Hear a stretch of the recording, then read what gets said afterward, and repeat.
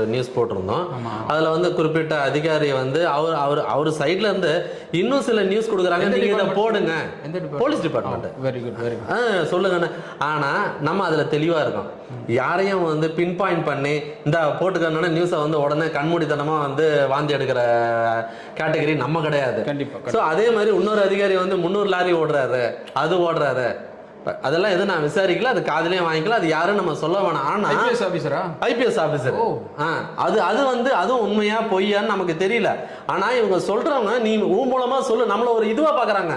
ஒரு மெசஞ்சரா நீ போய் சொல்லு அடி. எதுக்கு?